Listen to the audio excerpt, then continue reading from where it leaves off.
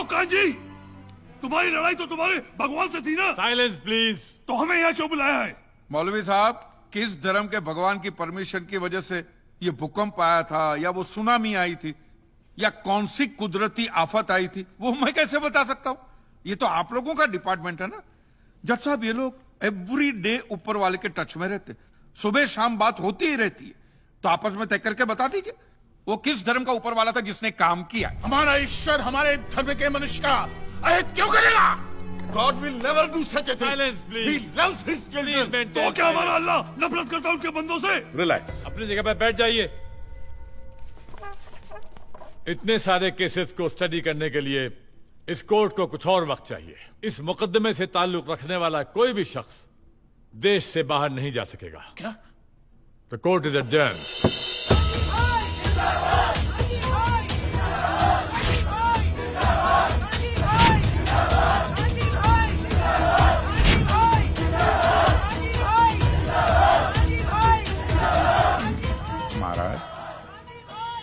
ये तो सरकारी जगह है, यहां से तो सुरक्षित निकल जाओगे, लेकिन इन लोगों से मंदिरों में, गिरिजाघरों में, मस्जिदों में किस किस से बचोगे? ईश्वर ने हमें क्या नहीं दिया? धरती, हवा, पानी, बाग, बगीचे, सब कुछ। क्या उन्होंने कभी हमसे सर्विस टैक्स मांगा है? सेल्स टैक्स मांगा है? और आज उसी ईश्वर को एक सन की पागल मनुष्य ने कटघरे में खड़ा कर दिया, तो क्या हम चुप रहेंगे? हम लड़ेंगे, एकजुट होकर लड़ेंगे। और इसीलिए हमारा नेतृत्व करते हुए परम पूज्य धर्म धुरंधर श्री सिद्धेश्वर महाराज जी आमरण अनशन करेंगे, भूख हड़ताल करेंगे। सिद्धेश्वर महाराज की। श्री सिद्धेश्वर महाराज द्वारा की जा रही भूख हड़ताल का आज तीसरा दिन है। देश के विभिन्न शहरों और धर्मस्थलों से कई धार्मिक संस्थाओं और श्रद्धालुओं ने इस अनशन को समर्थन दिया है। दूसरी तरफ कांजीलाल जी मेहता ने मीडिया से बात तक करने को इनकार कर दिया है। पानी नहीं पीना है, रुकना नहीं है, तपश्चर्या है ये। तो बोलिए हरे कृष्णा कृष्णा कृष्णा हरे हरे, हरे राम राम राम हरे हरे। मर जाएंगे पर हम अपने प्रभु का साथ अंतिम क्षण तक देते रहेंगे। अपने प्राण तक प्रभु के लिए निछावर कर देंगे, अन्न को छुएंगे नहीं। तो बोलिए हरे कृष्णा कृष्णा कृष्णा हरे हरे। और हमारा कान्हा क्या कहता है हमसे कि अपने मन की भक्ति की शक्ति को जगाओ और जा कह दे उस कांजी से, कर ले उसे जो करना है।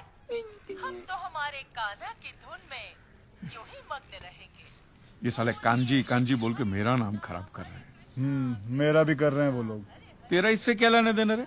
लेना देना है ना। क्या? जब आपका नाम खराब कर रहे हैं तो मेरा भी नाम खराब कर रहे हैं। आप मेरे मित्र जो हैं। देखो कांजी भाई, जो दिखता है वही बिकता है। ये सब दिखावा करना है ना, इन ढोंगी लोगों का धंधा है। मैं तो सीधे मेरे हक की लड़ाई लड़ रहा हूँ बस। और लड़ाई में आप तब जीतोगे जब उनकी असलियत लोगों के सामने लाओगे, और ये तभी मुमकिन है जब खुद तुम लोगों के सामने आओगे। स्वयं कृष्ण को भी कंस को मारने के लिए अखाड़े में खुद ही उतरना पड़ा। ये तेरी अमर चित्र कथा बंद कर यार। पर तेरी एक बात समझ में आ गई है, अब देखना कैसे कपड़े फाड़ता हूं मैं इनके और इनके भगवान के भी। ये आदमी मेरी बैंड बजा के ही छोड़े। नमस्कार and welcome to a very special episode of oh my god. आज का एपिसोड स्पेशल क्यों है? क्योंकि आज पहली बार आपके और हमारे सवालों के जवाब देने को तैयार हुए हैं कांजी लालजी मेहता। बहुत से लोग इन्हें पागल और सनकी समझते हैं। ये वही इंसान है जिन्होंने भगवान पे केस किया है। कांजी भाई, वेलकम टू आवर शो। मेरा सबसे पहला सवाल आपसे ये है कि आप सभी धर्मों के पीछे क्यों पड़े? आप लोग मीडिया वाले मैडम, आप लोग सवाल ही ऐसा पूछते हैं कि जवाब देने से पहले ही आदमी दोषी साबित हो जाए।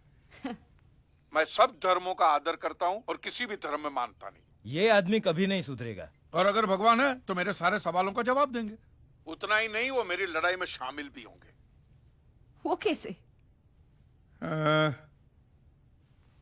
अब जब छोटी थी, हाँ, छोटी बच्ची थी, तो अपने पापा से चॉकलेट मांगने के लिए अब क्या करती थी? मैंने से पापा के नाम की माला जपती थी, पापा चॉकलेट दो, चॉकलेट दो, चॉकलेट दो। कि पापा के सामने अगरबत्ती घुमाती थी या फूल फेंकती? नहीं, मैं ऐसा सब कुछ नहीं करती थी। जो मुझे जो चाहिए होता था मैं उनसे डायरेक्टली मांग लेती थी। मतलब एग्जैक्टली मैडम, एग्जैक्टली। मैं भी तो वही कर रहा हूँ। हुआ यह है कि दुनिया वालों ने मुझे बचपन से ऐसा समझाया कि भगवान तो हमारे बाप के समान है, होगा। लेकिन मैं यकीन कैसे करूं जब तक वो मेरा बाप मेरे सामने नहीं आता? तू तो नास्तिक है, भगवान कैसे तेरे सामने आएगा? माँ जी आप खाइए।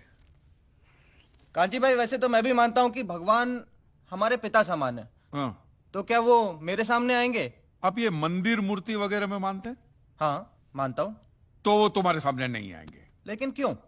क्योंकि आप उनको मंदिर मूर्तियों में ढूंढ रहे हो ना, फिर उनको रूबरू होने की क्या जरूरत है? नहीं नहीं, लेकिन ये तो गलत है।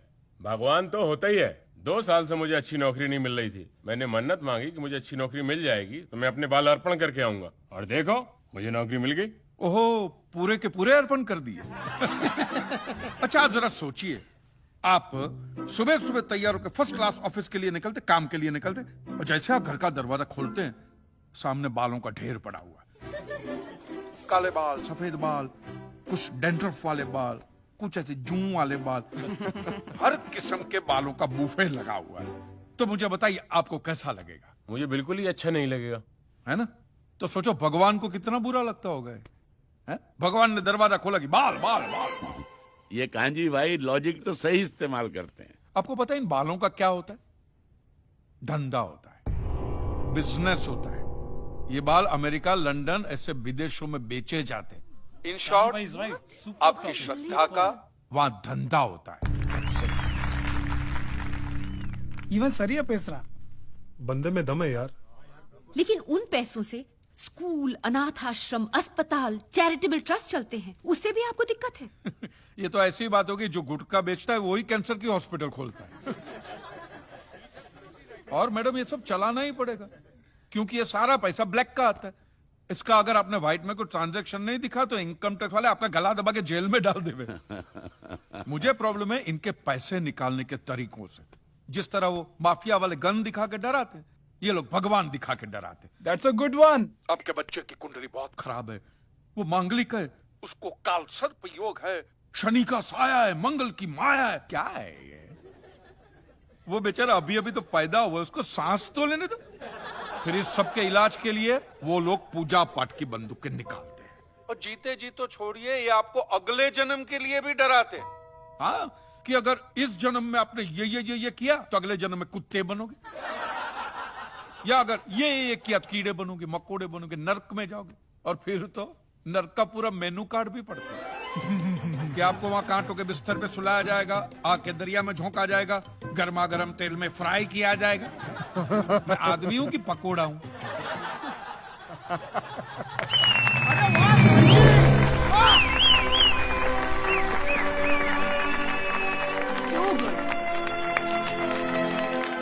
तो आपके हिसाब से धर्म की परिभाषा क्या है? मैं समझता हूं जहां धर्म है ना, वहां सत्य के लिए जगह नहीं है, और जहां सत्य ट्रूथ है वहां धर्म की जरूरत ही नहीं है। बिल्कुल सही कह रहा है। धर्म या मजहब एक इंसान की जिंदगी में क्या काम करता है?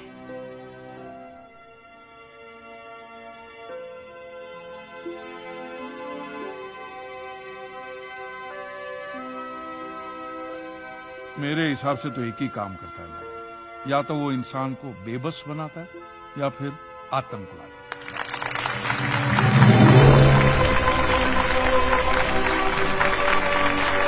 He's too good. नहीं सुधरेंगे। Motivate. Oh my God. Oh my God. Kanji bhai, really you have changed my concept about God. Honestly, court का नतीजा कुछ भी नहीं है।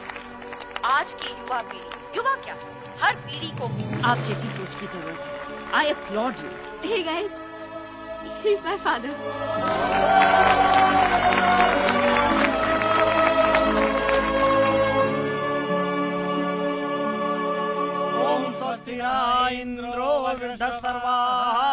एक मिनट पंडित जी, आप लोग जो ये मंत्र पढ़ रहे हैं इसका मतलब तो समझाइए हमें। आपकी दक्षिणा कितनी 500 रुपए है ना, आपको मिल जाएगी। एक मंत्र समझाइए 5 रुपए ले जाइए, एक मंत्र समझाइए 5 रुपए ले जाइए। अरे चलो चलो, ये लोग भी कांजी भाई का इंटरव्यू देख कर आए हैं।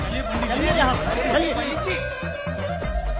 एक दिन किसी ने मैदान के बीचों बीच एक बड़ा सा पत्थर रख दिया और दूसरे दिन कुछ लोगों ने पत्थर पे दोहार और टीके लगा दी। अब तो इसे स्वयंभू हनुमान जी का मंदिर कहकर लोग घंटियां बांधकर मन्नत मांगते हैं। अरे इस एरिया का यही तो एक मैदान है, यहाँ नहीं तो कहाँ खेलेंगे हम? अगर बीएमसी कुछ नहीं कर सकता, हम सीधे कांजी भाई से बात। बुलाओ कांजी भाई को, बुलाओ। अरे नहीं, अरे नहीं, वो आदमी किसी की भी वाट लगा सकता है। नहीं हट पाता ये मंदिर।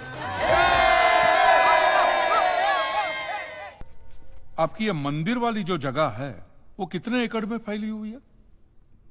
22 एकड़ में, 22, जिसमें 322 छोटे छोटे मंदिर हैं भगवान के। ओहो, माने भगवान का पूरा शॉपिंग मॉल ही सजा के रखा है। साइलेंस। और इन सारे मंदिरों में भगवान की सेवा के लिए 142 पुजारी हैं, समझा? आपके मंदिर के बाहर भिखारी कितने बैठते हो पता है आपको? क्या? भिखारी अंदर की 320 मूर्तियां, 142 पुजारी याद है आपको, लेकिन आप ही के मंदिर के बाहर बरसों से कितने भिखारी बैठते हो याद है आपको? मिलॉर्ड, इनके मंदिर के बाहर जो भिखारी बैठते हो उसमें किसी को भी मंदिर के अंदर एंट्री नहीं है। अब धूप हो बारिश हो बाहर सड़ते रहने का, अंदर पैर नहीं रखने का। ना मत कहना, ये आप ही के मंदिर के पुजारी ने मुझे बताया था। उसने तो मुझे ये भी बताया था महाराज कि कांजी भाई, ये केस अगर आपको जीतना है ना भैया, तो हर सोमवार को आइए। तो मैंने पूछा मिलोड कि मैं कहाँ हूं? तो कहते हैं शिव जी के मंदिर में आइए और 1 लोटा दूध चढ़ाइए, फिर देखिए। मैंने बोला ठीक है, ये भी करके देख लेते। तो मिलोड में पहुंच गया मंडे को दूध का लोटा लेकर। ये लंबी लाइन लगी, सबके सब हाथ में लोटा पकड़ के खड़े हुए थे ऐसे। मैंने सोचा अंदर जरूर कोई दूध पीने वाला होगा, वरना ये सबके सब गधे थोड़ी है जो ऐसे लोटा पकड़ के लाइन में खड़े। मेरा नंबर है, मैं अंदर गया, अंदर कोई नहीं था दूध पीने वाला, कोई नहीं। बीच में वो काला पत्थर पड़ा हुआ था, उसे शिवलिंग कहते हैं, मूर्ख। हाँ, शिवलिंग पड़ा हुआ था। और वो पत्थर मिलो, वो पत्थर दूध था। और वो पत्थर के बिल्कुल बगल में से छोटी सी पतली सी नाली में से वो सारा दूध बाहर की ओर जा रहा। मैंने बोला कि यस, बाहर तो कोई खड़ा होगा दूध पीने वाला। देखा, बाहर भी कोई नहीं था। वो सारा दूध मिलो उस नाली से निकलकर बाहर गटर में जा, टोटल वेस्ट। और वो गटर को लग के एक भिखारी खड़ा हुआ था, बेचारा 4-5 दिन का भूखा होगा महाराज, भूख के मारे वो कांप रहा था। उसको शायद ये दूध ही पीना था, लेकिन गटर में से कैसे? तो उस भिखारी को मैंने मेरा दूध का लोटा दे दिया, और दूध पीकर उसने मुझसे क्या कहा पता है? भगवान तेरा भला करे।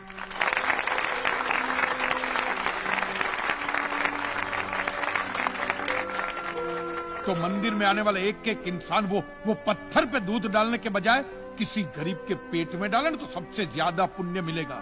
नहीं,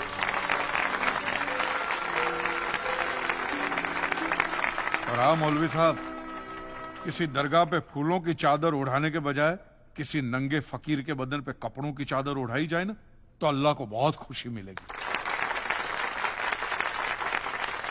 और जीसस के सामने मोमबत्तियां जलाने से अच्छा है किसी गरीब की झोंपड़ी में जलाइए, तो उसके घर में कभी अंधेरा नहीं होगा। क्यों, तुम नहीं भगवान को नहीं मानते क्या? अरे मैं खुद भगवान हूँ। अच्छा, तो मैं अमिताभ बच्चन हूँ। देखो कांजी, दूध, चद्दर, मोमबत्ती ये सब चढ़ाना एक प्रथा है। भगवान की पूजा अर्चना, इन सब का मूल्य तुम नहीं समझोगे, क्योंकि तुम एक नास्तिक हो।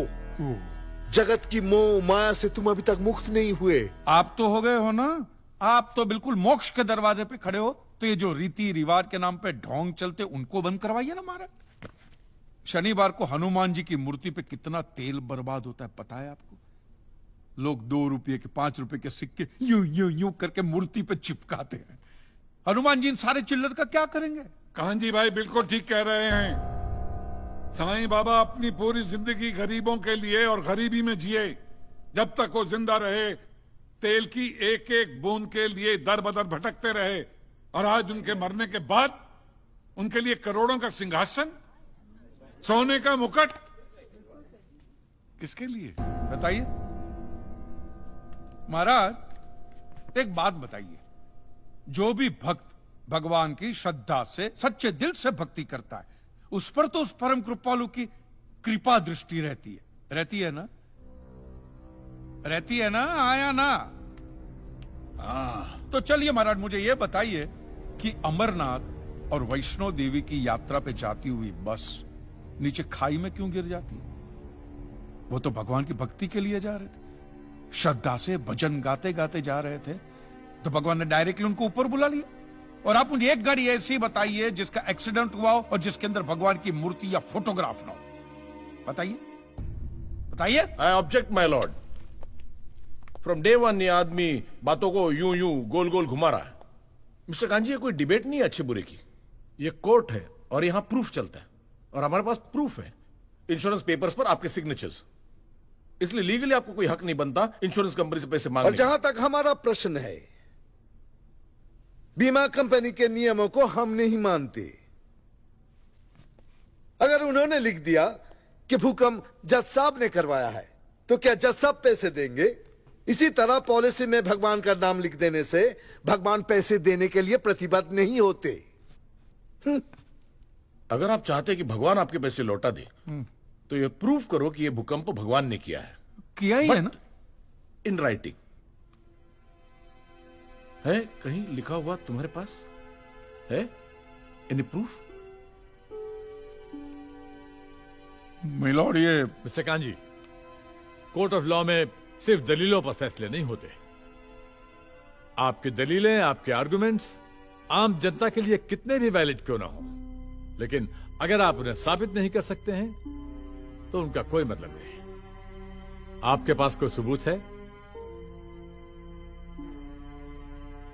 No milord. In that case ये अदालत आपको 1 महीने का आखिरी मौका देती है। अगली डेट पर अगर आप सबूत नहीं पेश कर सके तो I am afraid you will have to rest your case and all others. Court is adjourned for the day. Relax. अगली बार इस कोर्ट में नजर आया ना, तो मानहानि का ऐसा केस ठोकूंगा, पहने हुए कपड़े भी उतर जाएंगे। रिलैक्स।